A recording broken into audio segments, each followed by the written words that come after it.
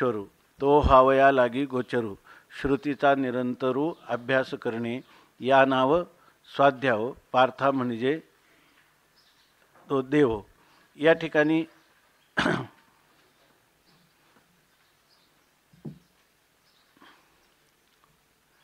गीतेमध्ये भगवान परमात्मा स्वाध्यायाची व्याख्या करतात. स्वाध्याय म्हणजे स्वतःचं केलेलं अध्ययन, म्हणजे आपलाच आपण अभ्यास करणं, आपलाच ग्रंथ आपण वाचणं हा खरा स्वाध्याय आहे.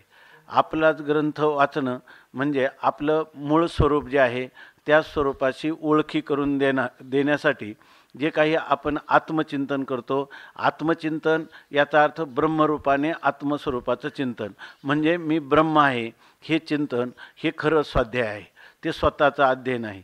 परंतु हे अध्ययन कसं करावं हे आपल्याला ग्रंथ सांगतात.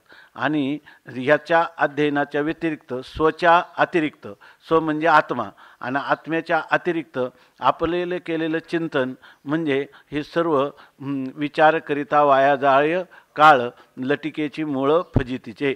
या ठिकाणी इतर शास्त्रांचा की जे शास्त्र फार झालं तर आपली फक्त दुपारची भ्रांती किंवा भौतिक जीवननिर्वाहाची साधनं आहेत, तर त्याच्यामध्ये आपला वेळ गेला तर फक्त आपल्याला या ठिकाणी दुपारची भ्रांती निवृत्त झाली, अंतकालची भ्रांती ते निवृत्त करण्याचं त्यांचं सामर्थ्य नाही. म्हणून या ठिकाणी जे अध्यात्म ग्रंथ आहे, ज्या अध्यात्मज्ञानी का बरोबर ना, अंतरंगची अधिकारी. अंतरंग म्हणजे बाह्य विषयांचा परित्याग करून आपल्या अंतकरणाचं अधिष्ठान आपल्याला सर्वात जवळचं असणारं, बाकीच्या गोष्टी पराक आहेत, बाहेर आहेत, इंद्रिय, विषय, मन, बुद्धी, हे संपूर्ण जगत, देहादी प्रपंच हा व्यष्टी किंवा समष्टीच्या दृष्टीनं पाहिलं तर हे सगळे आत्माअतिरिक्त पदार्थ आहेत. तेव्हा त्या आत्माअतिरिक्त पदार्थापासून आपली वृत्ती ही परान्मुख करून, ती अंतर्मुख करून आपलं वास्तव जे स्वरूप सर्वात जवळचा असणारा जो स्व, त्या स्वचं अध्ययन करण्यासाठी ह्या ग्रंथांची उपयोगिता आहे. ते अध्यात्म ग्रंथ आहेत. त्या अध्यात्म ग्रंथामध्येही गीता जी आहे त्या गीतेचं एक आगळं वेगळं अशा प्रकारचं वैशिष्ट्य अध्यात्म जीवनातील साधकासाठी आहे की फक्त 700 श्लोक आणि अध्याय 18 लेख, देव बोलिले एक दुजे नाही, की ज्या ग्रंथामध्ये केवळ एकत्व म्हणजे केवळ जीव ब्रह्मैक्य ज्ञान किंवा ज्याच्यामध्ये अखंड असणारं आपलं जे आत्मस्वरूप आहे त्या आत्मस्वरूपाचंच कथन केलेलं आहे. आणि त्या आत्मस्वरूप जर आपल्याला ब्रह्मरूपाने म्हणजे अखंड, निर्विकार, असंग, सच्चिदानंद, एकमेवा द्वितीय, स्वगत सजातीय विजातीय भेद रहित, देशकाल वस्तू परिच्छेद रहित असं असणारं केवल आपलं स्वरूप अवाच्य अशा प्रकारचं हे मन, बुद्धी आणि इंद्रिय यांना कधीही विषय न होणारं पण स्वतःसिद्ध आणि स्वयंप्रकाश असणारं स्वरूप हे जर आपल्या बुद्धीवर गुरुकृपेने, ईश्वर कृपेने, शास्त्रकृपेने, अंतःकरण कृपेने जर आरूढ झालं तर त्याच्या जीवनामधला संपूर्ण हा जन्ममरणाचा जो प्रवास आहे तो प्रवास पूर्णपणे संपून तो जीवनमुक्त अवस्थेला प्राप्त होतो. याच्यासाठी भगवान दयेने ओतप्रोत होऊन अर्जुनाच्या निमित्ताने लोकानुग्रहार्थम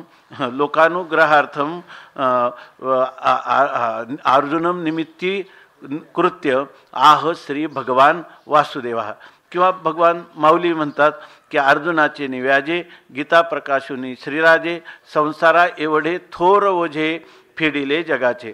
पण हा ग्रंथ जो आहे तो ग्रंथ आपल्याला अत्यंत जवळचा, आत्मीय आणि आपला उद्धार करता किंबहुना यांनी आपल्या उद्धाराचं सर्व भार आपल्या खांद्यावर घेतलेला आहे अशा प्रकारचा हा ग्रंथ आहे. ग्रंथ नव्हे हा श्रीकृष्ण असं त्यांनी म्हटलं. काय पुढं, ग्रंथ नव्हे हा श्रीकृष्ण, गीते वेधी मनपूर्ण, अनन्य होता या शरण, खचित टळे जन्म मरण, त्रिताप जाती चिरये शांती, नाथई वदती रामपदी ठेवू माथा, आरती करू तुझं भगवंता. अशा प्रकारचा हा अद्वितीय ग्रंथ आहे, असामान्य ग्रंथ आहे. आणि या ग्रंथाचं आपण चिंतन करत असताना ह्या ग्रंथामध्ये जे वर्णन केलेलं आहे ते वर्णन असं परोक्ष स्वर्गाधिकाचं वर्णन जे आहे त्याला या ठिकाणी महत्त्व नाही. या ठिकाणी अपरोक्ष रूप असणारा जो आपला आत्मा तो तळहाताच्या आवळ्याप्रमाणे आपल्याला नित्य स्वतःसिद्ध असणारा स्वयंप्रकाश रूपाने त्याच्याविषयीचं संपूर्ण अज्ञान आपलं निवृत्त व्हावं आणि आपली स्वस्वरूपात स्थिती व्हावी, अशा प्रकारचे भगवंताचे उद्गार अर्जुनाच्या निमित्ताने या ठिकाणी बाहेर पडलेले आहे. आणि असा हा अलौकिक ग्रंथ आहे की त्या ग्रंथाचा उपोद्घात करत असताना त्या ग्रंथामध्ये प्रथम जो अध्याय आहे अर्जुन विषाद योग, आपण पाहिलं की अर्जुनाला विषाद झाला आणि दुःख झालं आणि तो दुःख झाल्यानंतर तोच विषाद त्याला योग म्हणजे परमात्मा प्राप्तीचं साधन घडलेलं आहे.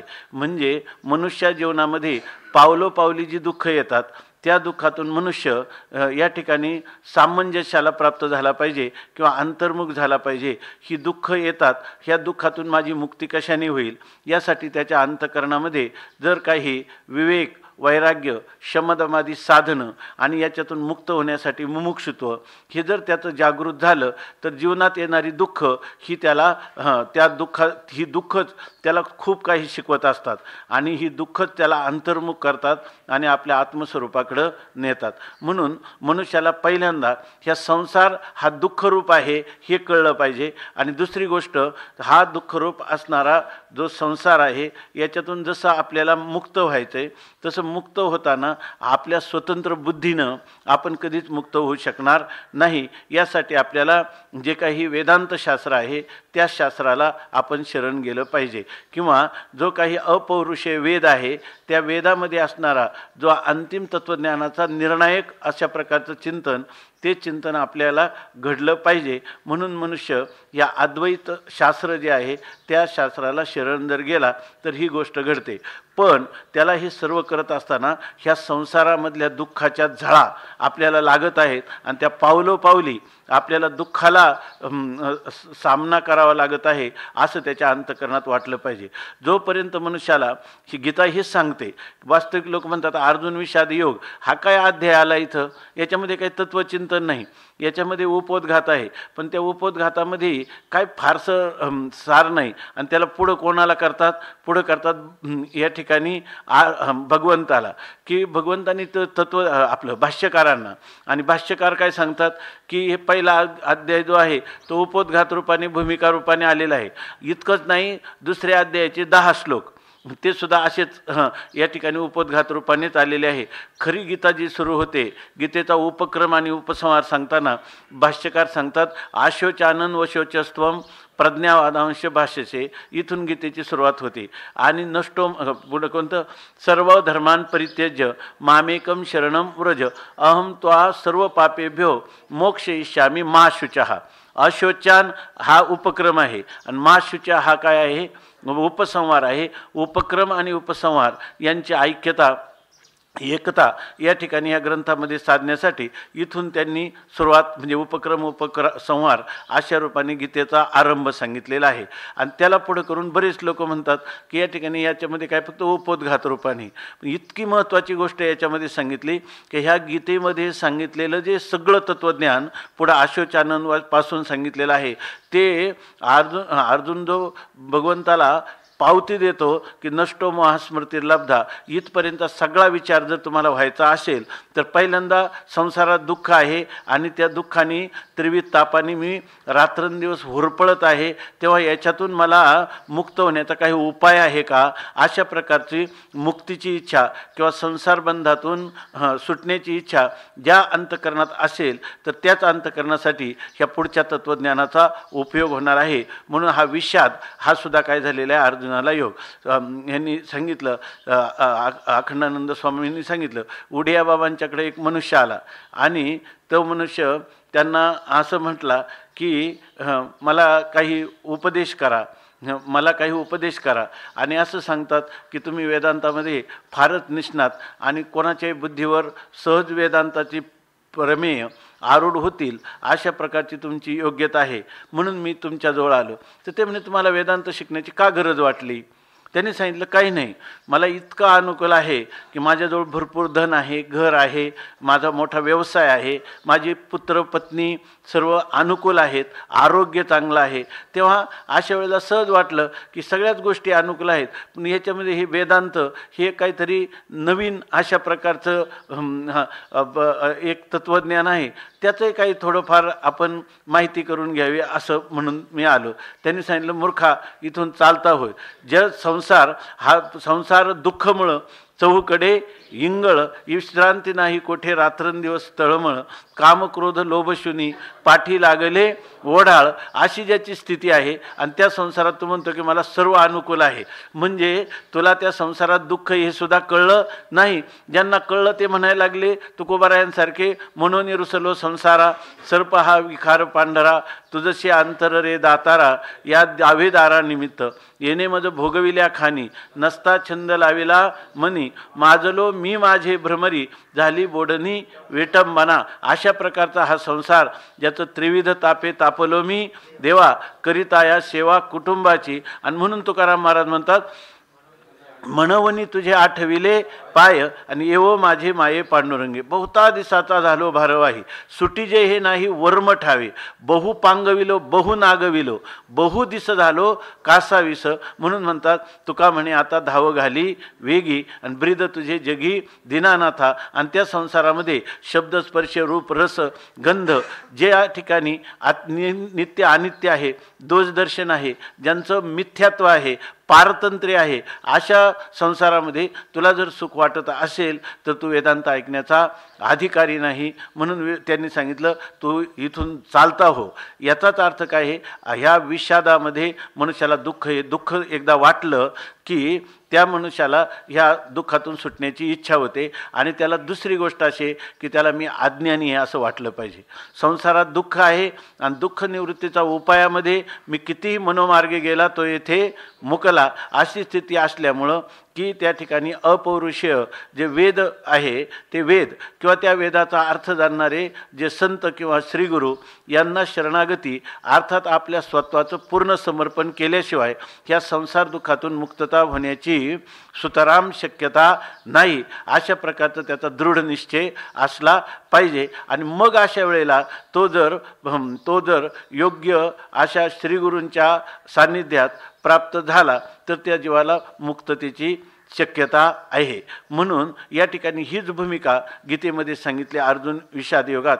आणि त्याच्यामध्ये जोपर्यंत अर्जुनाचं स्वतंत्र अशा प्रकारची बुद्धी होती की मी माझ्या ज्या धारणा आहेत, कशाला नीतिशास्त्र म्हणावं, कशाला धर्मशास्त्र म्हणावं, धर्मशास्त्र आणि नीतिशास्त्राचं सामंजस्य काय, हे सगळं मला कर्माचं, उपासनेचं, तत्त्वज्ञानाचे सर्व रहस्य मला अवगत आहेत. आता मला प्रसंग पडलेला आहे. या प्रसंगामध्ये काय झालं कोणास ठाऊक की माझ्या स्वकीय बांधवांशीच युद्ध करण्याचा प्रसंग आला.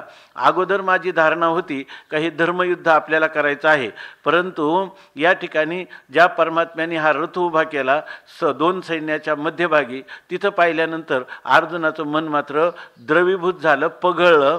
त्या ठिकाणी त्याला युद्ध करण्याची प्रवृत्ती राहिली नाही. कारण त्या ठिकाणी सगळ्यात महत्त्वाचं म्हणजे त्याच्या ठिकाणी मी एक देहधारी अर्जुन आहे आणि त्या देहसंबंधाने असणारे हे द्रोणाचार्य, भीष्माचार्य हे माझे पितामह किंवा श्रीगुरू किंवा कौरवादी माझे बांधव आहेत. अशा प्रकारचा त्याचा जो भ्रम होता तो अतिशय तो भ्रम दृढ झाला आणि त्यामुळं तो निश्चित अशा प्रकारच्या भ्रमात राहिला आणि त्या निश्चित भ्रमामध्ये युद्ध करायचं नाही असं ठरवलं आणि उडी घातली खाला रथवनिया, अशी त्याची स्थिती झाली. हे चिंतन आपण याच्यासाठी केलं की ही जी गोष्ट अर्जुनाची आहे तीच गोष्ट आपल्या जीवनात आहे. पण आपल्या जीवनात जेव्हा आपल्याला ह्या दुःखाची जाणीव होते आणि त्या दुःखाच्या निराकरणाच्या बाबतीत आपण कितीही उपाय केले तर स्वतंत्र बुद्धीनं त्यांनी लिहिलं का शास्त्रज्ञ आपी भाष्यकारांनी लिहिलं काय असंप्रदायवित, जर त्याला संप्रदायपूर्वक अध्ययन किंवा मार्गाचं ज्ञान नसेल तर त्याला जरी शास्त्राचं किती ज्ञान असेल तरी तो मूर्खवद उपेक्षणीय, त्याला मूर्खासारखं या ठिकाणी तो मूढ आहे असं म्हणून त्याची उपेक्षा करावी, अशा प्रकारची ही परंपरा अध्यात्माची आहे. आणि त्यामुळं अर्जुनाला दुःख झाल्यानंतरही किंवा जीवाला दुःख झाल्यानंतरही जीव जरी स्वतंत्र रीतीनं बुद्धीचा विचार होत नसला तरीसुद्धा तो कुठं जायला पाहिजे, तो सत्शास्त्र जाणणाऱ्या ज्याला आपण म्हणतो ब्रह्मनिष्ठ, उदार आणि या ठिकाणी श्रोत्रिय शास्त्राचं यथार्थ ज्ञान असणाऱ्या अशा महापुरुषाला जर तो शरणागत झाला तरच ह्या दुःखाची त्याची निवृत्ती होते. पण हे गेल्यानंतरही अर्जुन जसा ह्या युद्धापासून परान्मुख झाला आणि परान्मुख झाल्यानंतर भगवान परमात्मा जो आहे तो भगवान परमात्मा त्याला सांगतात, अर्जुनाने हे सर्व जे आपलं आहे तन तथा कृपयाविष्ट मश्रुपूर्णाकुलेक्षणम विशिदंतमिदम वाक्यम उवाच मधुसूदन. चांगलं पहा, याच्यामध्ये एक पुस्तक आहे इंग्लिशमधून आहे, तर सायकॉलॉजी रिलेटेड टू भगवद्गीता असं त्याचं नाव आहे. म्हणजे हे जे मनोविज्ञान शास्त्र आहे ते सगळं मनोविज्ञान शास्त्र गीतेमध्ये कसं आलेलं आहे असं त्यांनी दाखवलं. आणि हे जे आहे हे मनोविज्ञान म्हणजे कोणतं, जे आपल्या योगशास्त्राने, भक्ती सिद्धांताने, वेदांताने सांगितलेलं मनोविज्ञान. आधुनिक मनोविज्ञान पाश्चात्य तत्त्वज्ञानात भरपूर मनाचा विचार केलेला आहे. जितका जितका विचार केला तितका तितका मनापासून दूर गेले त्याच्यापासून. आणि हा जो विचार आहे जितका जितका मनाचा विचार केला मन तर सोडूनच ते कल्पित आहे, त्याच्या अधिष्ठानाकडे नेणारा अशा प्रकारचं मनोविज्ञान या ठिकाणी गीतेमध्ये सांगितलेलं आहे. म्हणून अर्जुनाला या ठिकाणी जोपर्यंत हे आपल्याला जशी अर्जुनाची स्थिती झाली भगवान त्याला उपदेशक भेटले, पण कधी अर्जुनाने युद्ध करायचं नाही अशा प्रकारचा निर्णय केला आणि तो निर्णय होता भ्रमातला, पण त्याला हा भ्रम आहे असं वाटलं नाही, हे योग्य आहे असं वाटलं. परंतु त्यामध्ये त्याला धीर काय धरता येईना. निर्णय जो युद्ध करायचा नाही असा असला तरी आतून जो एक आवाज आहे, आपण परवाच सांगितलं होतं की जे काही सज्जन पुरुष असतात त्यांना सतामी संदेहपदेशो अंतःकरण प्रमाणम अंतःकरण प्रवृत्त ह्या, जे सज्जन लोक असतात ना त्यांच्या अंतःकरणातला आतला आवाज जो असेल ना तोच बरोबर असतो. परंतु अर्जुनाला हा आतला आवाज काही ओळखत नव्हता. त्याचं कारण काय, युद्धासाठी आला होता आणि त्याच्या अंतःकरणामध्ये हे युद्ध करूच नाही इतका निश्चय झाला नव्हता. झालाच असता तर त्यांनी पुढे युद्ध केलंच नसतं, ऐकण्याचा प्रश्नच नव्हता. परंतु असं असताना त्याच्या विशिदंतम अश्रुपूर्ण अकुलेक्षणम, अश्रू वाहत होतात त्याच्या डोळ्यामध्ये. म्हणजे याचा अर्थ त्याच्यामध्ये अंतःकरणात त्यावेळेला इतका मोह झाला की आपल्या स्वतःच्या शरीरापेक्षाही शरीर संबंधी हे महत्त्वाचे आहेत, आहे की नाही, हे महत्त्वपूर्ण आहेत, हे पूज्य आहेत, अशा प्रकारचा भ्रम झाला. माणसाला दुःख दोनच वेळेला होतं, अहंता ममता इति दुःखास्पदे द्वे. जर ह्या शरीराचा अभिमान धारण केला तर मनुष्याला मी देह म्हणता ब्रह्महत्या कोटी येऊन या पाठी थापटिते. कोट्यवधी ब्रह्महत्या मी देह म्हटल्यावर लागतात. याचा अर्थ अनंतपटीनं दुःख त्याला देह तादात्म्य भ्रांतीमध्ये भोगावं लागतं. परंतु अर्जुनाची स्थिती मात्र अशी आहे की त्याला या ठिकाणी स्वतःच्या देहापेक्षाही देहसंबंधी असणाऱ्या आप्तेष्टांचा मोह अधिक प्रमाणात झाला आणि त्यावेळेलाही निर्णायक बुद्धी त्याची झाली नाही, म्हणून तर पुन्हा गीता पुढं प्रवृत्त झालेली आहे. आणि इतकंच नाही, जर तसं असतं त्यांनी भगवंताचा विचार करायचं कारण नाही, रथ माघारी युद्ध करायचं नाही असं तो म्हणत नाही. त्याच्या डोळ्यात अश्रू चालले. ह्या सगळ्या लोकांचा युद्धामध्ये विरह जर झाला, यांचा जर अंत मी केला तर पुढं काय काय होईल, अशा गोष्टीमुळं त्याच्या नेत्रातून अश्रूच्या धारा आहे आणि त्याचं अंतःकरण त्यांनी व्याकुळ झालेलं आहे. आणि अशा वेळेला ही जी स्थिती येते तेव्हा जो प्रामाणिक मुमुक्ष असतो आणि त्याच्यामध्ये असं जेव्हा त्याच्यासमोर द्वंद्वात्मक किंवा संशयात्मक किंवा भ्रमात्मक, ते निश्चित भ्रमात्मक असो की संशय भ्रमात्मक असो, त्याच वेळेला अशा अधिकारी पुरुषाच्या अंतर्यामी असणारा ईश्वर त्याला आतूनमधून प्रेरणा देत असतो. अर्जुनाच्या समोर ह्या रथावर आरूढ झालेले भगवान साक्षात आहेत आपल्यासमोर आपल्या अंतर्यामी भगवान हा अतिंद्रिय परमात्मा आपल्याला भेट देत नाही, म्हणजे साक्षात होत नाही, परंतु आपल्या अंतकरण रूपाने गेरवी सर्वांच्या हृदयदेशी मी अमुका हे ऐशी बुद्धी स्फुरेजे अहर्निशी ते वस्तुगा मी, हे भगवंतांनी किंवा ज्ञानोबा सांगितलं. ईश्वरानाम आपलं ईश्वर हा सर्वभूतानाम हृद्देशे अर्जुन तिष्ठती भ्रामयन सर्वभूतानी यंत्रारूढानी मायया. परमात्माच या ठिकाणी आपल्या हृदयात बसून एखाद्या यंत्रावर आरूढ झाल्याप्रमाणे मायेने आपल्याला सर्व फिरवत असतो. परंतु काय आहे, ते क्षण किंवा तो परमात्म्याचा आदेश पकडण्या इतकं आपल्या अंतकरणाची स्थिती नसते.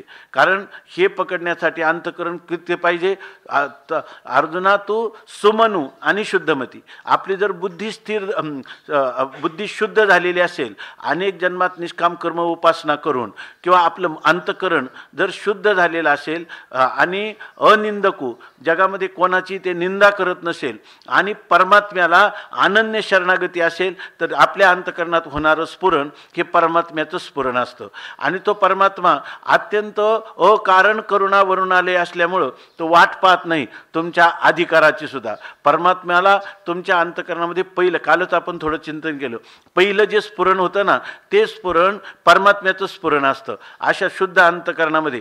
पण काय होतं, अनंत जन्मीच्या संस्कारामुळं त्या प्रथम स्फुरणाला अभिभूत करणारं देह तादात्म्य भ्रांतीनं ग्रस्त झालेलं पूर्वसंस्कार, ते संस्कार त्या मूळ खऱ्या स्फुरणाला आच्छादित करतात, आवृत्त करतात आणि आपलं महत्त्व वाढवतात. याचं कारण काय, देहासक्ती. याच्या मुळाशी काय आहे की तिथं सांगतं की ह्या विषयाचा तुम्ही त्याग केला पाहिजे. आतलं स्फुरण हे विषय दुःखरूप आहेत असं स्फुरण होतं. आणि नंतर जे आहे आपल्याला असं वाटत राहतं की जरी हे स्फुरण असलं ना, परंतु साक्षात इंद्रिय आणि विषय यांच्या संबंधापासून होणारा आनंद, त्या आनंदाची मला दररोज अनुभूती आहे, तेव्हा त्याचंच मी अनुसरण केलं पाहिजे. आणि हे जे विषय त्यागात कसं सुख असेल, सुख कशात आहे, भोगात. वास्तविक आपल्याला त्यागात सुख आहे हे सांगण्यासाठी परमात्म्याने आपल्याला सुषुप्ती अवस्था दिलेली आहे की सुषुप्ती अवस्थेमध्ये कोणताच विषय नाही. आणि मनुष्य अनुभवाने सकाळी म्हणतो सुखम अहम अस्वाप्सम, मी सुखाने झोपलो होतो आणि न किंचित आवेदिशम, मी काहीच जाणलं नाही असं तो म्हणतो. तरी असं म्हणतो मला काहीच कळलं नाही. याचा अर्थ निर्विषय सुख म्हणून एक आहे, त्याची अनुभूती देण्यासाठी परमात्मा त्याला दररोज सुषुप्तीचा अनुभव देतो. हे जगत मिथ्या आहे यासाठी त्याला स्वप्नाची अनुभूती आहे. स्वप्नातले पदार्थ सगळे, स्वप्नातले जन्म मरण व्यक्ती वस्तू सगळ्याच्या सगळे, उत्पत्ती नाश सुख आणि दुःख, स्वप्नातले बंधन आणि मोक्ष सर्वच्या सर्व मिथ्या आहेत. ही जी सुषुप्ती अवस्थेमध्ये त्याला अनुभूती परमात्मा देतो, पण त्याचा विचार होत नाही आणि तो पुन्हा जागृतीला सत्य समजतो. इतकंच नाही, तो म्हणतो स्वप्नात जर काही वाईट घडलं तर तुळशीच्या कानात सांगितलं पाहिजे, स्वप्नात काही वाईट घडलं तर त्याचं प्रायश्चित्त केलं पाहिजे. आपल्या हिंदू संस्कृतीमध्ये सुद्धा स्वप्नात काही वाईट घडलं तर त्याचे प्रायश्चित्त देणारी रामानुजाच्या सारख्यांनी मानलेले, त्याची सुद्धा प्रायश्चित्त कर्म करावीत. अशा प्रकारचा मनुष्याचा दृढ होतो. म्हणून या ठिकाणी, आणि हा सगळा विचार कुठं होतो, स्वप्नावरून मिथ्यात्व निश्चय करणं, जागृत सुषुप्तीमध्ये निर्विषय सुखाची अनुभूती, याचा निश्चय हा जागृतीमध्ये होत असतो. आणि जागृतीमध्ये व्हायचा असेल तर त्या ठिकाणी आपल्याला गुरु शास्त्र यांचं साह्य घेऊन किंवा त्यांचं साह्य असणारा आपल्या अंतकरणातलं प्रथम होणारी जी घंटा, आपला आतला आवाज, त्या आवाजाचं अनुसरण केलं तर त्या माणसाला मात्र सतामी संदेहपदेशो प्रमाणम अंतःकरण प्रवृत्त, हा अशा प्रकारची स्थिती आहे. ह्या स्थितीला अर्जुन पोचलेला आहे. परंतु अर्जुनाला या ठिकाणी भगवंतांनी त्याला रथाच्या मध्यभागी उभं केलं, तर तिथं कोणाबरोबर युद्ध करायचं हे सोडून दिलं आणि त्याच्या अंतकरणात द्वंद्व, सेनयोर उभयोर मध्ये, दोन्ही सैन्यांच्या मध्यभागी मोह झाला. म्हणजे आता इकडं आपले सैनिक आहे, तिकडं आपले बांधव आहेत, इकडं शत्रू म्हणून आपण बांधवाशीच युद्ध करणार आहेत. पण भेदबुद्धी जी आहे ती त्याच्या ठिकाणी मी यांना मारणार आहे, हे मरणारे आहेत, अशा भेदबुद्धी किंवा द्वंद्व अंतकरणामध्ये राहिलं आणि त्या द्वंद्वामध्ये त्याला निर्णय करता आला नाही. असं असलं तरी सुद्धा परमात्मा जो आहे तो इथं अर्जुनाला असा खेद खिन्न पाहिलं. देवाला काय आहे, ही सर्व काय प्रजा ही परमात्म्याचं निर्माण आहे. त्यामुळं परमात्म्याला ममैव अंशो जीवलोके, जो जीव हा परमात्म्याचा अंश असल्यामुळं त्याला कधी दुःखी राहावं असं वाटत नाही. म्हणून परमात्मा त्याला जागृतीचे क्षण त्याच्या जीवनामध्ये प्रदान करीत असतो. आणि जर त्याला स्वतःचा जरी निर्णय करता आला नाही तरी परमात्मा हा साक्षात त्याला मार्गदर्शन करतो. आणि त्याच ठिकाणी परमात्माला कोणतंही कारण नाही, असं नाही का तुम्ही केलेली साधनाच आहे म्हणून.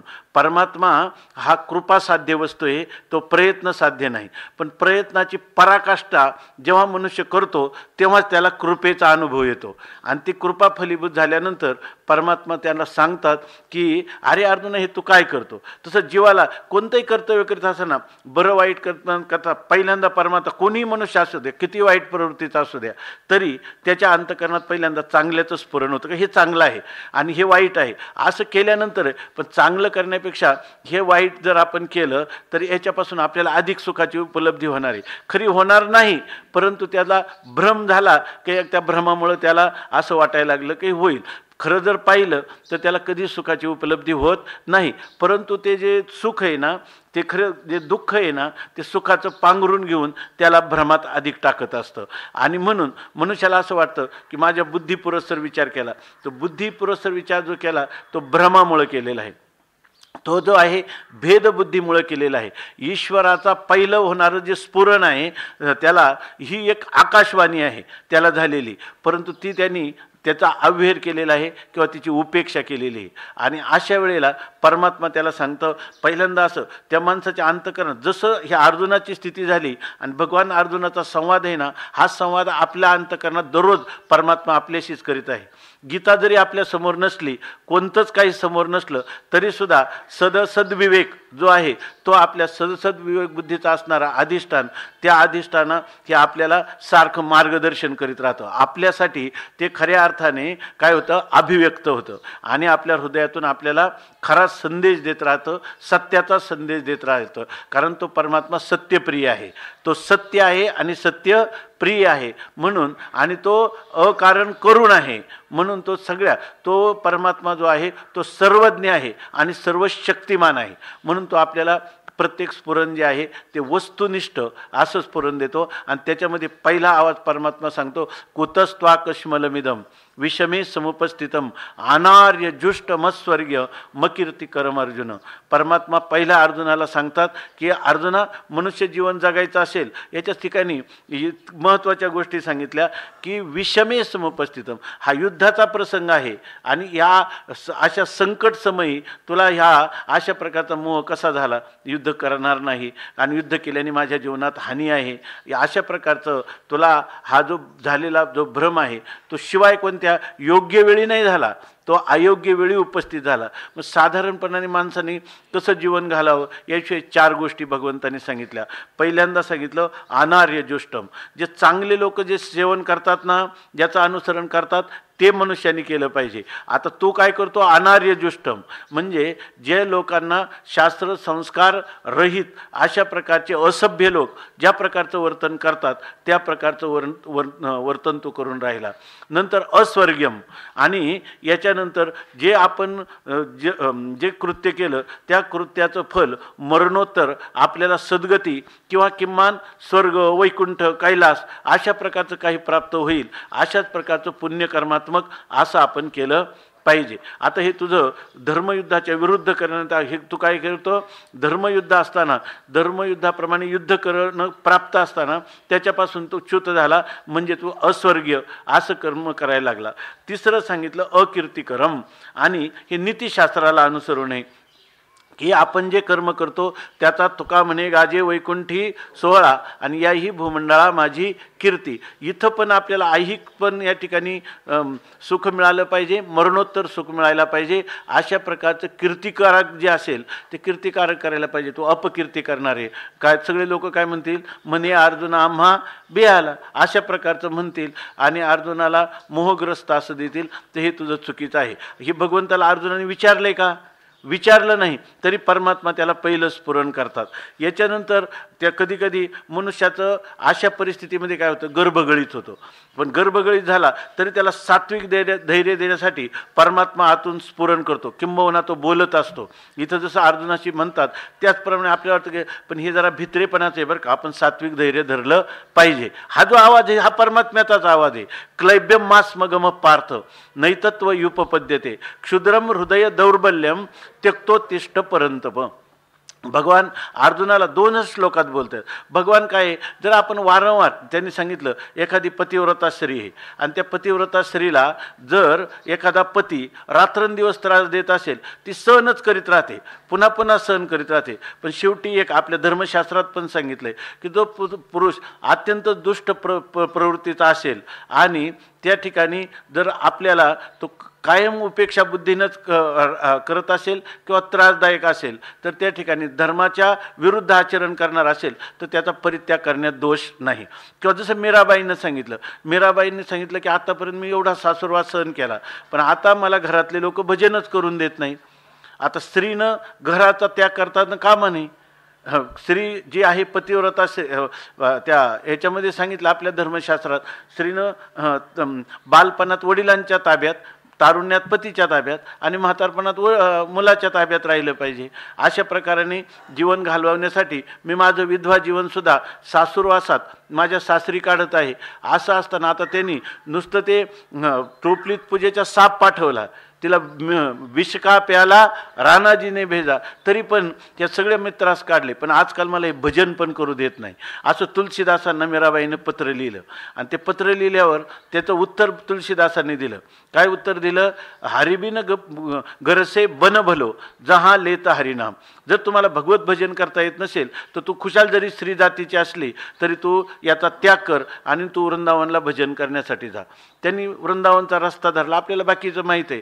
परंतु कधी जेव्हा अशी परिस्थिती आली तेव्हा, तसं आपल्या जीवनामध्ये जोपर्यंत विशेष संकटाचा समय येत नाही तोपर्यंत त्याचा त्याग करायचा नाही. परंतु अशा वेळेला जर भगवंताची वाणी, त्या वाणीची आपण वारंवार उपेक्षा केली तर काय होतं, भगवान देखील आपल्याला मार्गदर्शन करत असून देखील आपण त्याचं ऐकतच नसेल तर भगवान बोलायचं थांबतात. तसंच इथं 2 श्लोकात समजून घ्यायला पाहिजे होतं. नाही ही 2 श्लोक म्हणजे खरी गीता आहे, एवढं सांगितलं असतं, आज्ञा मानली असती क्लैब्यम मास मगम, तर लगेच झालं असतं कार्य, पण करत नाही. मग अशा वेळेला तरीसुद्धा असं जरी एखादा सत्पुरुष गुरु यांनी मार्गदर्शन थोडक्यात केलं तरी जीव जो आहे तो जीव काय ऐकत नाही, उलट तो जीव काय करतो, देवाला शिकायला जातो. म्हणजे जे काही सत्प्रेरणा होत असतात त्या प्रेरणांची तो उपेक्षा करतो किंवा त्याचा विरोध करतो. त्या कोणत्या प्रकारे, त्याचं उदाहरण अर्जुन आहे. अर्जुन उवाच, देवा तू काय सांगतो, हे चांगलं कृत्य करा, युद्धरूप कर्म कर, हे न करणं चांगलं आहे आणि तू सांग ना मला कसं करायचं. आता मी तुला विचारतो, कथम भीष्ममहम संख्ये द्रोणंच मधुसूदन ईशुभिः प्रतियोत्स्यामी पूजार्हा वरिसूदन. त्या ठिकाणी सांगतं की मी हे युद्ध कशा प्रकाराने करू. भगवान परमात्मा सांगतात हे जे युद्ध मला प्राप्त झालेलं आहे तर भीष्ममहम संख्ये, ह्या रणांगणामध्ये भीष्माबरोबर युद्ध करायचं आहे.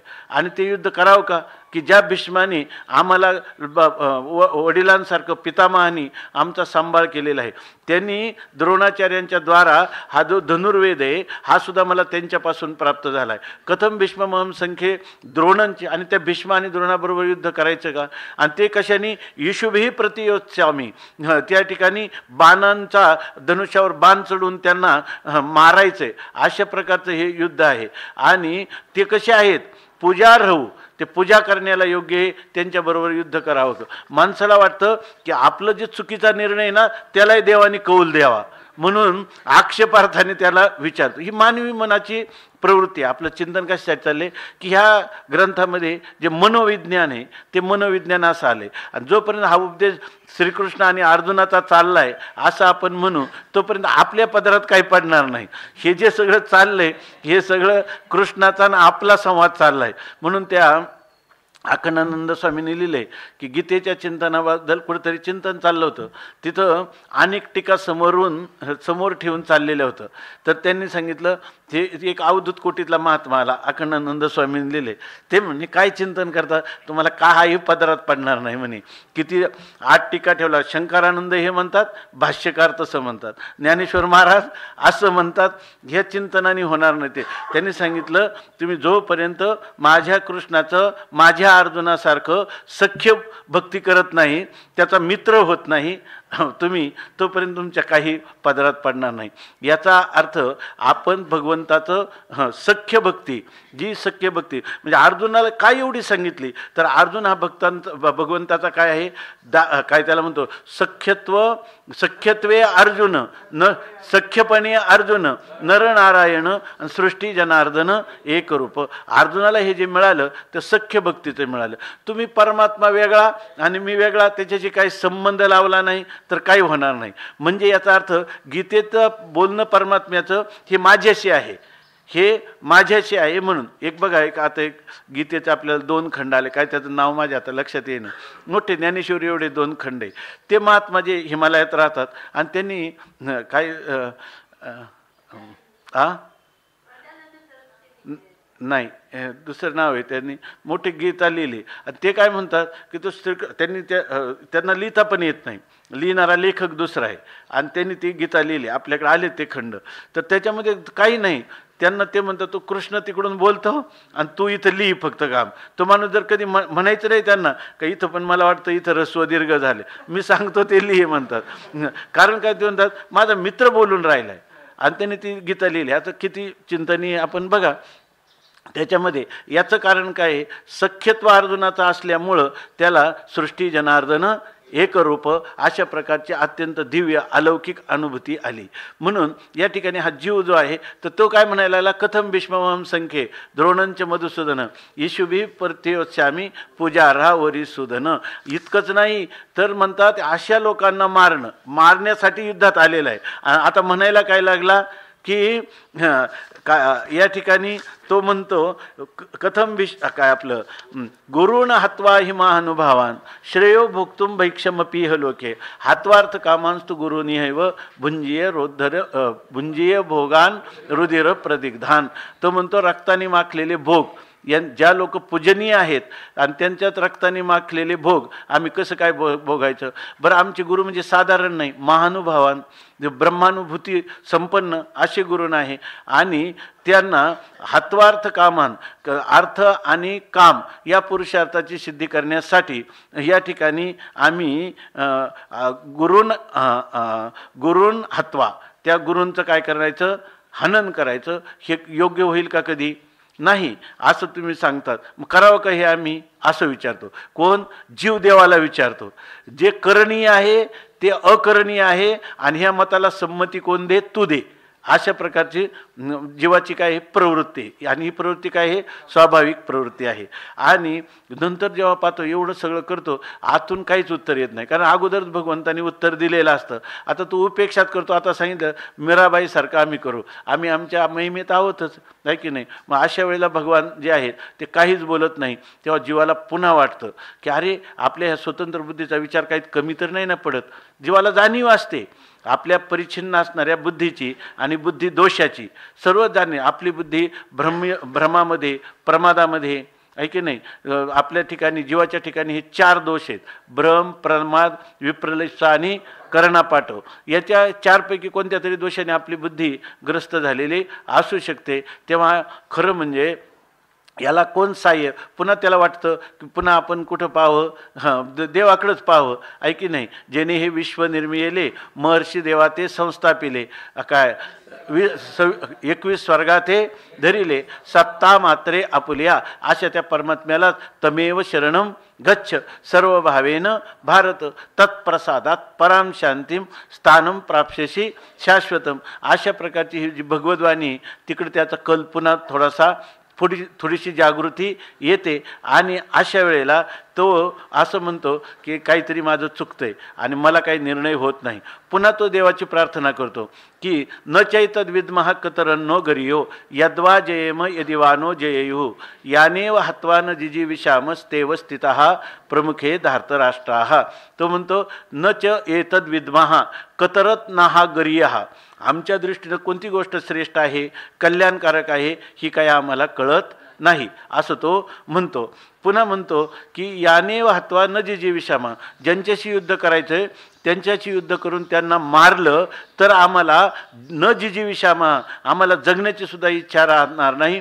आणि ते अवस्थेत प्रमुखे धार्तराष्ट्र, आणि त्या ठिकाणी ते धार्तराष्ट्राचे पुत्र आमच्यासमोर युद्ध करण्यास ठाकलेले आहेत असं तो म्हणतो. एका बाजूला काय म्हणतो की मला काही कळत नाही, मला काही कळत नाही म्हणजे मग याचा अर्थ काय आहे, तू जे सांगशील ते करू ना, ऐके नाही. पण माणसाची स्थिती अशी आहे, स्वामी महाराज सांगायचे, स्वतःला काही कळत नाही आणि दुसऱ्याचं ऐकायला तयार नाही. अशाच प्रकारची अर्जुनाची भूमिका आहे ना. एका बाजूला काय म्हणतो, यांना मारून न चैतद विद्मः कतरन्नो गरियः, आम्हाला कोणतं चांगलं अनुकूल आहे हे काही मला कळत नाही. आणि पुन्हा दुसरं काय सांगतो की ज्यांना मारल्यानंतर जगण्याची इच्छा नाही, म्हणजे यांना मारण्याची माझी इच्छा नाही, ऐक नाही, असं म्हणतो की नाही. म्हणजे याचा अर्थ तिथं सुद्धा त्याचं काय हे द्वंद्व चालू आहे सारखं. काय करावं आणि काय करू नये याविषयी त्याची बुद्धी कुंठित होते. कधी कधी कुंठित झालेल्या बुद्धीला आपल्या बुद्धीनं दिलेला जो निर्णय आहे त्या निर्णयाचं अनुसरण करावं वाटतं. कधी कधी वाटतं याचा उपदेश भगवंताला विचारल्याशिवाय आणि भगवंताचं जाणून घेतल्याशिवाय आपल्याला काही योग्य मार्ग सापडणार नाही, अशा प्रकारची त्याची स्थिती आहे. म्हणून तो म्हणतो कतरत ना गरिया, कळत नाही. पण पुन्हा लगेच सांगतो, तिथंही म्हणतो की असं होईल तसं होईल आणि न योत्स्येति गोविंद, मी युद्ध करणार नाही. म्हणजे आपल्या स्वतंत्र बुद्धीचा स्वत्व मनुष्य लवकर टाकायला तयार होत नाही, अशी त्या अर्जुनाची स्थिती झालेली आहे. आणि मग अशा वेळेला त्याच्या लक्षात आलं की कशामुळे हे होतंय. तेव्हा तो म्हणतो मी युद्धासाठी आलो, तेव्हा क्षत्रिय बाण्याने क्षात्रधर्माचं अनुसरण करायचं म्हणून आलो, पण इथं माझ्या ठिकाणी एक दोष झाला. आता जोपर्यंत माणसाला स्वतःचा दोष कळत नाही तोपर्यंत त्या दोषाचे आपलं चिंतन एवढ्याच माध्यमातून चाललंय की याच्यात मनोविज्ञान कसं आलेलं आहे. तर याच्यामध्ये तो लगेच त्याला दोष लक्षात आला. जोपर्यंत माणसाला दोष लक्षात येत नाही, आमचे कैलास महाराज आहे, त्यांना काही म्हटलं तर ते काय म्हणतात, तुमचा गैरसमज आहे, हा त्यांचं उत्तर आहे. आता जर आपण म्हणत असले जोपर्यंत मान्यच करणार नाही तोपर्यंत नाईलाज को क्या इलाज आहे का नाही. तर मनुष्याला जोपर्यंत आपला दोष कळत नाही तोपर्यंत तो मनुष्य त्याची निवृत्तीच करू शकत नाही. इथं अर्जुनाला आपला दोष कळला आणि तो काय म्हणतो, कार्पण्य दोषोपहत स्वभाव, ह्या करुपणता किंवा अंतकरणातला दयाभाव हा जो दोष आहे त्या दोषाने माझा मूळचा जो स्वभाव आहे तो स्वभाव आच्छादित केलेला आहे. म्हणजे सत्याला त्या ठिकाणी त्याने आवृत्त केलेलं आहे. आणि हे जे असतं ना असत्य, ते असं फार कोणतं एक उपनिषदामध्ये का सत्याचं तस्य हिरणमयेन पात्रेन सत्यस्यापि हितं मुखम, सत्याचं तोंड जे आहे ना ते हिरणमय पात्राने म्हणजे सोन्याच्या पात्राने झाकलेले. स्वामी महाराज सांगायचे की एका माणसाने आपलं जे हे ना त्या याच्यामध्ये त्याच्याकडे मोठे कोणी पाहुणे आले, तो एकाच जागेवर बसलेला होता, तो काय हालचाल करत नव्हता, त्याला जाग्यावर मलमूत्र विसर्जन करावं लागत होतं. पण तो जे मल आहे ना त्या मलामध्ये वर त्याने सोन्याचं पात्र टाकून ठेवायचा. जेव्हा त्याला भेटायला कोणतरी आलं तर त्याला त्याचं आकर्षण झालं की याच्यामध्ये काय आहे. पण सोन्याच्या पात्रामध्ये काय होतं, त्या ठिकाणी मल ठेवलेला होता. तसं सत्याचं जे मुख आहे ना ते खोटं असणारं जे सोनं आहे. आता सांगितलं दुःख लेवनी सुखाची अंगी सळीत जगाते, अशा प्रकारची स्थिती असते. त्यामुळं या ठिकाणी आपलं चिंतन याच्यासाठी चाललंय. अर्जुनाला आपला दोष लक्षात आला आणि जेव्हा मनुष्याचा दोष लक्षात होतो तेव्हाच तो मनुष्य दोष निवारणासाठी प्रवृत्त होतो. आणि तो दोष स्वतःला कळला पाहिजे, आहे की नाही. जोपर्यंत कळत नाही तोपर्यंत त्याचं निवारण करण्याच्या प्रयत्नाला तो लागत नाही. अर्जुनाला आता हे विचार करता करता दोष कळून आला, कार्पण्य दोषोपहत स्वभाव. आणि मग अशा वेळेला मनुष्य काय करतो, आपली बुद्धी मग आता म्हणतो पृच्छामि त्वाम, मी तुला आता विचारतो कशाविषयी. धर्म सम्मूढ चेता, युद्ध करणं हे धर्मी आहे की अधर्मी आहे हे तुम्हाला मी आता विचारत आहे. आता तो कोणाकडे पाहायला लागला, भगवंताच्या मुखाकडं जिज्ञासेने पाहायला लागला. कार्पण्य दोषोपहत स्वभाव पृच्छामि त्वाम धर्म सम्मूढ चेता. आता त्याच्यातही मनुष्य कोणता लागतो? त्याच्या अंतःकरणात जर काही दुसऱ्या वासना असतील तर तो मनुष्य सत्याचा निर्णय करू शकत नाही. तो निरपेक्ष होऊन जर या ठिकाणी आपल्याला सत्य काय आहे ह्या सत्याचं दर्शन आपल्याला व्हावं. आणि ते सत्याचं दर्शन म्हणजे कोणतं? सापेक्ष सत्य नाही, अनेक सत्य. लोक काय व्यवहारात ते म्हणतात का आम्ही खऱ्याची बाजू धरतो, खऱ्याची बाजू धरून अनर्थ भोगत असतो. ते व्यावहारिक सापेक्ष सत्य. निरपेक्ष सत्य की जे सत्य काय आहे? परमात्म रूप सत्य, जे अखंड अकाट्य त्रिकाला बाधित अविनाशी सत्य आहे. त्या सत्याची माणसाला जिज्ञासा निर्माण झाली पाहिजे. आणि त्याप्रमाणे अर्जुन जो म्हणतो की या ठिकाणी आमची अशी गोष्ट झाली, कार्पण्य दोषो हतस्वभावा पृच्छामी त्वाम धर्म संमूढचेता. धर्मीय काय आहे आणि म्हणजे धर्माला अनुसरून काय आहे आणि धर्माच्या विरुद्ध काय आहे याविषयी संमूढचेता. हा माणसाच्या जीवनामध्ये असाधारण मोह जो असतो, त्या असाधारण मोहामध्ये दोन प्रकार असतात की आपण करीत असणारी प्रत्येक कृती ही धर्माच्या विरुद्ध आहे की धर्माला अनुसरून आहे. असं नीतीला अनुसरून आहे की नीतीच्या विरुद्ध आहे. तत्वज्ञानी पुरुषाला तत्वज्ञानाच्या अनुकूल आहे की तत्वज्ञानाच्या विरुद्ध आहे. उपासकाला उपासनेच्या विरुद्ध आहे की उपासनेच्या अनुकूल आहे. अशा प्रकारचा विचार येणं ही एक आवश्यक गोष्ट आहे. आणि अर्जुनाच्या ठिकाणी तो म्हणतो की ह्या गोष्टीविषयी माझं चित्त मूढ झालं, म्हणजे मला त्याची माझी बुद्धी कुंठित झाली, मला त्याचा विचार करता येत नाही. असं झाल्यानंतर तो म्हणतो की मी तुला आता त्याचा विचारतो. मग ह्या ठिकाणी तुम्हाला असं वाटेल की मग विचारतो काय? धर्माविषयी ते तुझी बुद्धी मूढतेला प्राप्त झाली ना, मग तुला धर्माविषयीचंच मार्गदर्शन. तो म्हणतो मला धर्माविषयीचं करावं याच्याविषयी नाही सांगत मी, का माझं असं उद्दिष्ट नाही का मला या लोकातलं सुख मिळावं किंवा परलोकातलं सुख मिळावं. आणि त्या दृष्टीनं धर्म काय सांगतो, शास्त्र काय म्हणते, एवढाच निर्णय शास्त्रार्थाचा तुमच्याकडून मला अपेक्षित नाही. माणसाने, स्वामी महाराज नेहमी सांगायचे, माणसाने गेलं ना, ज्यावेळेला सत्पुरुषांजवळ जातो किंवा गुरुजवळ जातो त्यावेळेला त्यांनी माझ्या जीवनात असं असावं असं सुद्धा म्हणू नये. की ते काय म्हणतात ना, तुकाराम महाराजांचा एक अभंग आहे की माझं जीवन कसं असावं याविषयी, त्या जीवनमुक्ती कशी असावी माझी याविषयीचा अभंग आहे बघा तो. की त्याच्या जाणोनी नेन ते करी माझे मन, तुझी प्रेम खुन दावनिया, मग मी व्यवहारी असेन वर्तत, जेवी जळा आत पद्मपत्र, ऐकोनी नायिके निंदास्तुती कानी, जैसा का उन्मनी योगीराज, देखोनी न देखे प्रपंच हा दृष्टी, स्वप्नीच्या हा सृष्टी चेविल्या जेवी. आणि तुका म्हणे ऐसे झालिया वाचून, करण येतो सीन वाटत असे. चांगलं लक्षात घ्या, समज वेगळा करू नका. तुकाराम महाराज या ठिकाणी काय सांगतात? आपली स्वतःची संकल्पना सांगतात. जे जैसा का उन्मनी योगीराज. आपण ज्या वेळेला परमात्म्याला शरणागत होतो, हे तर तुकाराम महाराजांनी मुमुक्षूची भूमिका सांगितली आणि ही भूमिका आकाट्य असा जिज्ञासू लागेल. पण आपलं चिंतन याच्यासाठी चाललंय की ज्या वेळेला महापुरुषांच्या शरणागत होतो आपण, त्यावेळेला महापुरुषाकडं तुम्ही माझ्या जीवनात असा बदल घडून आणा असं मागू नये, माझं कल्याण जे होईल त्यांनी मला सांगा. म्हणजे स्वतः तेव्हा त्याचं खरं समर्पण झालं. त्या ठिकाणी अर्जुन जो म्हणतो भगवंताला की मला हे माहीत नाही धर्माचं फल आई किंवा पारलौकिक ही माझ्या अंतकरणात इच्छा असं नाही, माझं वास्तव कल्याण व्हावं. मग यात श्रेय हा ज्याच्या करून माझं, कालच आपण श्रेय आणि प्रेय समोर आहे, तर मला प्रेयाचं कौतुकच नाही, मला कौतुक आहे श्रेयाचं, म्हणजे मला कौतुक आहे मोक्षाचं, मला ह्या बंधातून मुक्तीचं. म्हणून मला माझं कल्याण श्रेया यात श्रेयास्यात, जेणेकरून माझं कल्याण होईल. आणि ते कल्याणसुद्धा हेही चालेल तेही चालेल असं म्हणू नको.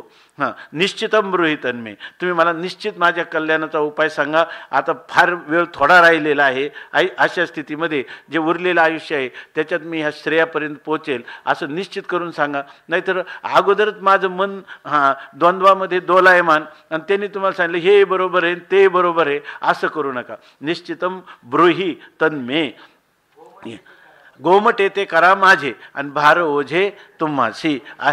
वंचिले ते पायापाशी नाही याशी वेगळे. तुका म्हणे सोडिल्या गाठी आणि दिली मिठी पायाशी. अशा प्रकारची स्थिती. आम्ही आमचं अंतकरण मोकळं तुमच्याजवळ, लहान बालक जसं आईच्या अंकावर निस्संदेहपणे खेळत असतं तसं माझं मनोगत मी तुम्हाला व्यक्त केलेलं आहे. ब्रूहि तन्मे. आणि पुन्हा सांगतात की याच्यामध्ये असणारे अनादी कालापासून जी गुरु शिष्य परंपरेत ही ब्रह्मविद्या आहे. हे एक दोन हे त्याला काय म्हणतात आरणी. जे खालची आरणी म्हणजे खालचं लाकूड आणि एक वरचं लाकूड आहे, दोघांमध्ये घर्षण होतं तेव्हा अग्नीच्या ठिणग्या आहे. तसा हा ज्ञानरूपी अग्नी हा गुरु शिष्य परंपरेत प्रज्वलित होतो. आणि त्याच्यासाठी सांगतात शिष्यस्ते अहम, मी तुझा शिष्य आहे आणि मग तू मला शाधी म्हणजे तू मला उपदेश कर. माम प्रपन्नम, आणि मी तुला अत्यंत शरणागत झालेलो आहे. अशा प्रकारचं भगवान परमात्म्याला अर्जुन म्हणत आहे. आणि असा जेव्हा जीव होतो ना तेव्हा परमात्म्याला ते पावत नाही. आता त्याच्यात पुन्हा असे हा जीव जो आहे ना तो जीव म्हणतो तरी त्याचा अधिकार कमीच असतो. जर अधिकार काहीच कमी नसता, आता माम त्वाम प्रमणम शादी, तर तू सांगावं मी ऐकावं, ऐक नाही. पण अर्जुन वाच मध्ये आलेलं आहे ना, मध्ये म्हणून अर्जुनाचं पुन्हा अर्जुन तो डोकं काढतच ना वर, मग अर्जुन त्यावेळेला बोलतोच ना. पण ही काय, ही मनुष्याचं साधारणपणे असणारा हा त्याचा स्वभाव आहे आणि त्याला अर्जुन काही वेगळा नाही. बरं, अर्जुन जरी वेगळा असला तरी इथं तो प्रतिनिधित्व सामान्य मुमुक्षुच करीत असल्यामुळं त्या ठिकाणी अर्जुन पुन्हा पुन्हा बोलतो. पण भगवान म्हणतात बोले नका, पण हा कोणाचा आहे, आता माझा आहे. माम त्वाम प्रपन्नम शादी म्हटलेलं आहे. या ठिकाणी तो जीव मला शरणागत झालेला आहे, तर आता त्याचं कल्याण झालंच पाहिजे. आणि तो कसा आहे, पुन्हा श्रेयेच्छू आहे, श्रेयाची इच्छा करणार आहे. असा झाला की देव पण त्याला काय करतो, जवळ करतो. इतका जवळ करतो की मग म्हणतात की तो ऋषे तरी बुजावीत जाय आणि काय कोपे तरी निवांतच आहे. जरी तो म्हणला ना मला कर्मामध्ये घालताना तुला लाज कशी वाटत नाही, असं जरी म्हटलं, लाज काढली भगवंताची, तरी भगवान म्हणतात गीता सांगितल्याशिवाय राहणारच नाही. ते स्वामी महाराज, विद्यानंद स्वामी महाराज आहेत ना, इथं आले. त्यांना आम्ही म्हटलं की सकाळी आपण जायचं, म्हटलं व्यवस्था कशी, ते म्हणे व्यवस्था विचारू नका, 18 दिवस पूर्ण करून जाणार. ऐका नाही, व्यवस्था कशी हे सांगू नका.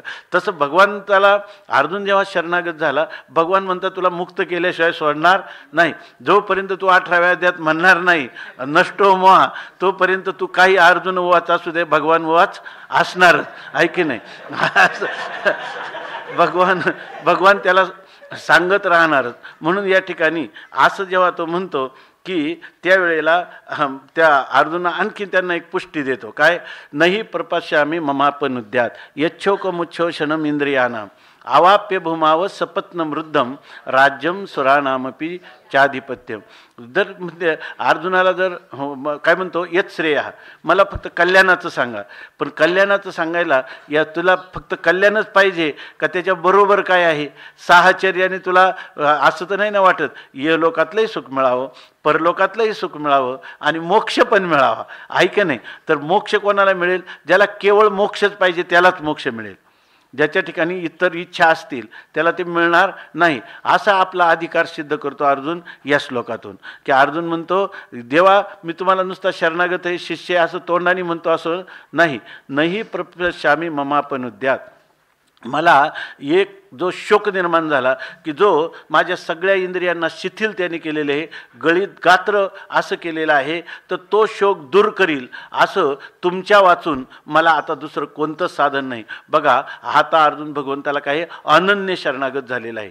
आणि अर्जुनाला जगातलं म्हणजे अनन्य, आता मला दुसरा कोणता आश्रय नाही आणि मला विषयसुद्धा दुसरा कोणता नाही. मला विषय काय, तू केलेल्या उपदेशाने कल्याणाला प्राप्त होणं, आणि त्याच्यासाठी मी तुझ्या अनन्य शरणागती केलेली आहे. म्हणून तो म्हणतो आवाप्य भूमाव सपत्न वृद्धम, निष्कंटक सगळ्या पृथ्वीचं राज्य प्राप्त झालं तरीसुद्धा इतकंच नाही, राज्यम सुराणामपि चाधिपत्यम, संपूर्ण देवतांचं साम्राज्य जरी मला आधिपत्य प्राप्त झालं तरी माझा शोक जाणार नाही. तुझी या वाक्या वाचूनी न जाये आणिके. आणि असं जेव्हा म्हणतं तेव्हा भगवान कसं काय म्हणतात की अर्जुनाला हे याच्यातून फक्त आजचं जे आपलं चिंतन चाललंय याच्यातून जे मनोविज्ञान आहे, हे अर्जुनाचं मनोविज्ञान आहे आणि तेच आपलंही मनोविज्ञान आहे. दुसरं काहीच नाही. म्हणजे आपल्या जीवनातला जो प्रवास आहे, अर्जुनाचा एक एक श्लोक आपल्याला काही काही शिकवत जातो.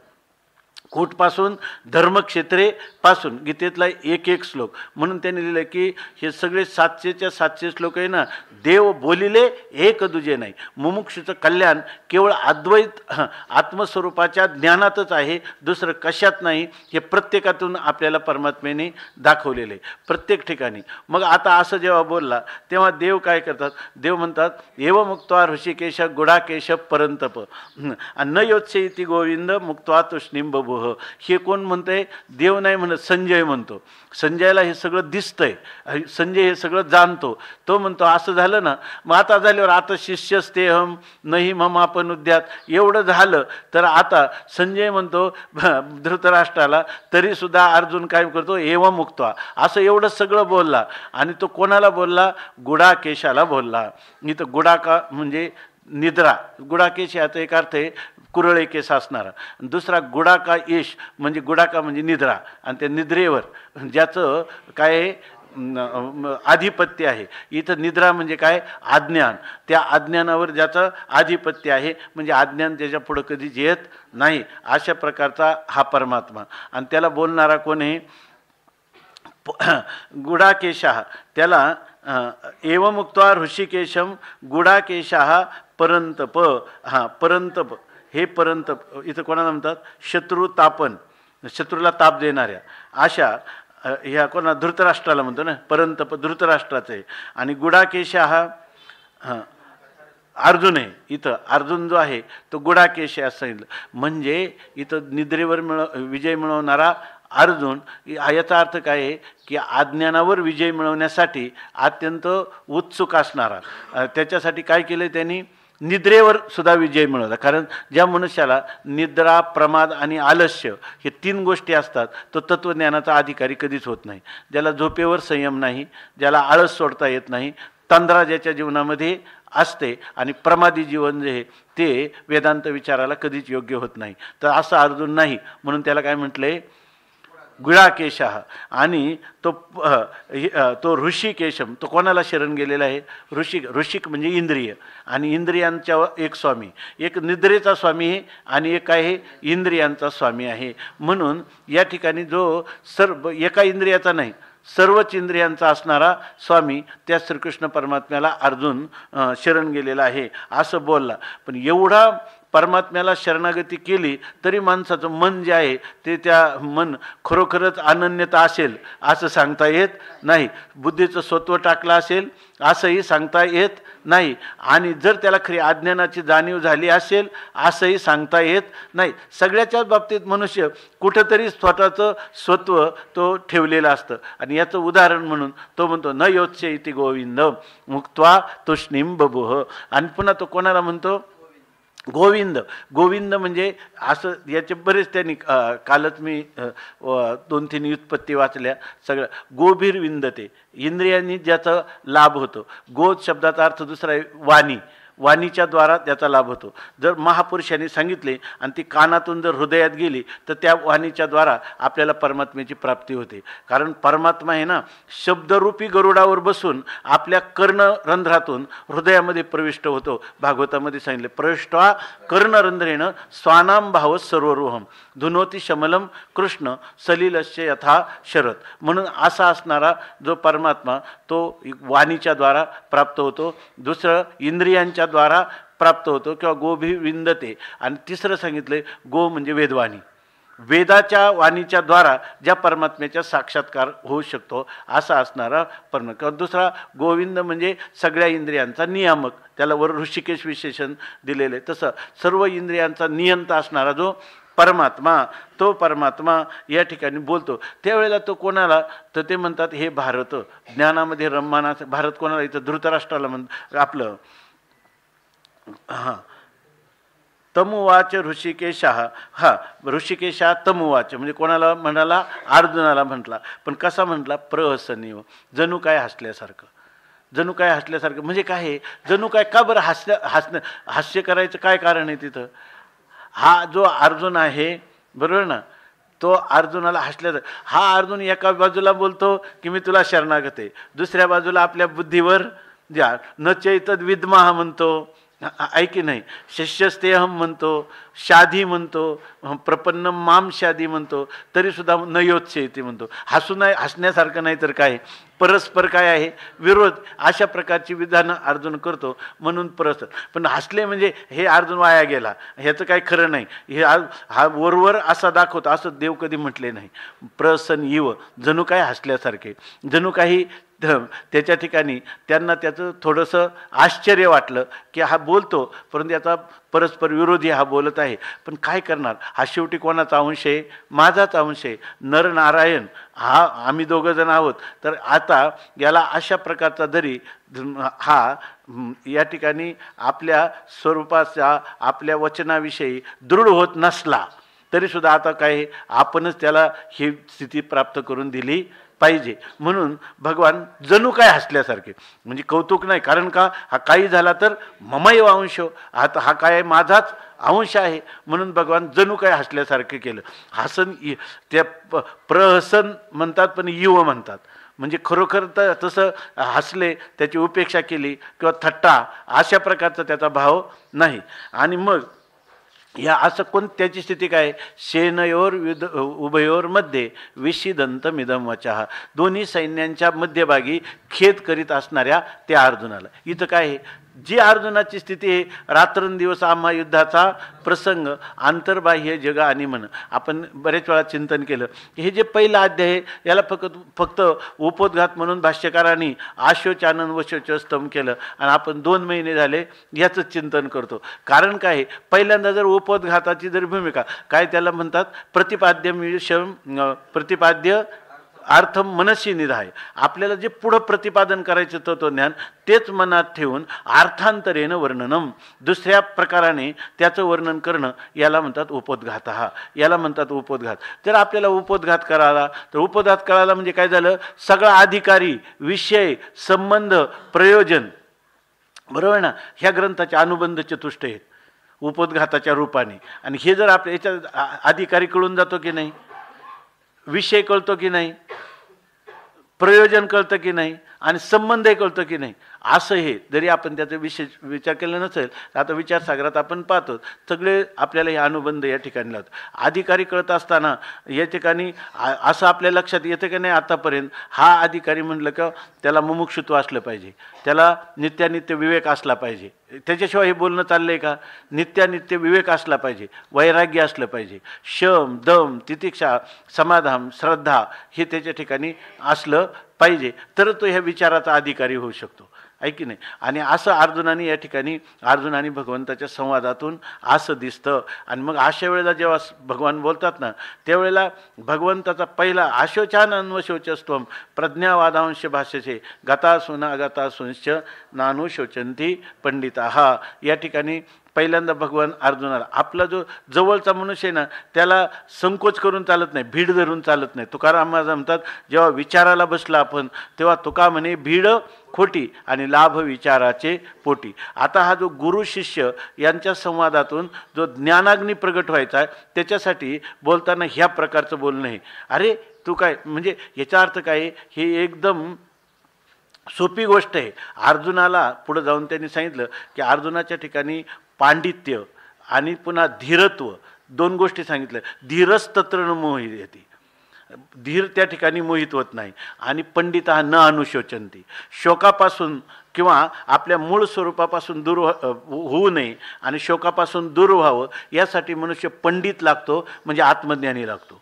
आणि त्या ठिकाणी तो धीर लागतो म्हणजे बुद्धिमान लागतो. आणि ते धैर्य कोणतं लागतं तर ते धैर्य त्याला सात्विक धैर्य त्या ठिकाणी लागतं. त्या ठिकाणी तो धीर असला पाहिजे म्हणजे तो सात्विक धैर्यशील असला पाहिजे, आणि त्या ठिकाणी तो पंडित असला पाहिजे म्हणजे आत्मज्ञान. म्हणजे सात्विक धैर्यशील असेल आणि पंडित असेल तर त्याला हे काहीच गोष्ट नाही. या ठिकाणी ते म्हणतात आशोचान अन्वशोचा, ज्या गोष्टींचा शोक करू नये त्या गोष्टींचा तू शोक करीत आहेस. बोलण्याची भाषा कशी दिसते आपल्याला. आणि पुन्हा त्याला म्हणतात नुसता तू शोक करतोय असं नाही, प्रज्ञावादांश भाषेचे बुद्धिमत्तेच्या गोष्टी करतो, अगोदर त्या बुद्धीचं सरपण करून टाक असा त्याचा अर्थ झाला की नाही. प्रज्ञावादांश म्हणजे बुद्धिमंताची भाषा करतो आणि अनुभूती शून्य आहेस ऐक असं सांगतात. मग आणि आम्ही सांगतो ते तू ऐकत नाही आणि तुला तर कळत नाही, असं राहून कसं चालेल? म्हणून म्हणतात आशोचान अन्वशोचस्त्वम प्रज्ञावादांश भाषे. मग खरा बुद्धिमान कोण? अरे ही सरळ गोष्ट आहे. काय? गतासून अगतासूंश नानु शोचंती पंडिता. जर मनुष्य जिवंत आहेत अशा व्यक्तीबद्दलही शोक करतो, मेल्यावरही शोक करतो. आता त्याच्या जीवनात शोकरहित अवस्था कधी? जिवंत असल्याच्या माझ्या मुलाला धनच नाही, माझ्या मुलाला रोगच झाला, ऐके नाही, माझा मुलगा बुद्धिहीनच आहे, कशातही बी जिवंत असणाऱ्याचाही शोकच. आणि गेल्यावरही शोक. मग शोकरहित अवस्था जीवनात यायचीच कशी? अरे त्यालाच खरं पांडित्य म्हणतात की गतासून अगतासून. असताना देखील त्यांचा शोक नाही, प्राण म्हणजे ते जिवंत असतानाही नाही आणि मेल्यावरही शोक नाही. आणि हे काम कोणाचं आहे? पंडिता. हा पंडित लोकांचं काम आहे. आणि याच्यानंतर सांगतात नाही पण असं वाटतं की आमच्याकडून जर हे युद्धामध्ये मारले गेले तर काय होईल? आम्ही यांना मारलं म्हणजे हे अस्तित्वात असणारी यांची शरीरं कशात गेली? नास्तित्वात गेली. अरे ते शरीराचा नाश जरी झाला तरीसुद्धा त्यांना आत्मदृष्टीनं ते शरीर हे कोणत्याच माणसाचं स्वरूप नाही, ना यांचं ना तुझं ना माझं. माझं हे ईश्वरी शरीर जरी असलं म्हणजे माझी उपाधी शुद्ध सत्वात्मक अशा प्रकारचा मी असलो, किंवा तुमची उपाधी जी आहे ती अविद्या किंवा अंतकरण उपाधीनं तुमच्या ठिकाणी जीवत्व असलं किंवा यांच्या ठिकाणी जीवत्व असलं तरीसुद्धा हे सगळे कोणी सगळे कधीच मरत नाही. एवढंच नाही, अर्जुना तू विचार केला नाही, सूक्ष्म शरीरे कधी जात येत नाही आणि आत्मासुद्धा कधी जात येत नाही. आणि स्थूल उपाधी हे खरं त्या जीवाचं स्वरूपच नाही. अशी जी स्थिती ही तू कुठं जाणलेली? म्हणून त्याला सांगतात की नत्वेवाहम जातो नासम नत्वम नेमे जनाधिपा न चैव भविष्यामः सर्वे वयमता परम. याच्यानंतर हे राजे कधी मरणार नाहीत, तू मरणार नाही, मी मरणार नाही, म्हणजे आपला कधीच अंत होणार नाही, आपण अनंत आहोत. आणि जन्म तुझा कधी जन्म झाला नाही, यांचा कधी झाला नाही आणि माझाही कधी झाला नाही. म्हणून म्हणतात जातू न आसम इति न, आहे की नाही? जातू न आसन इति न आणि जातू न आसीही इति न, किंवा न भविष्यतः इति न, न भविष्यामी इति न, न भविष्यंती इति न. या ठिकाणी सर्वच काय कळालं ना? सगळ्या ठिकाणी भविष्यंती हे भूतकाळाचं रूप कळालं ना? वर्तमान काळाचे, हा भविष्य काळाचे. हे कोणाचे? भविष्य काळाचं. मला वाटलं भूतकाळाचे. 13 पाठावर एवढी तयारी. आणि ते 13 पाठ 7 वर्षात केले पण पक्के केले ते एकदम.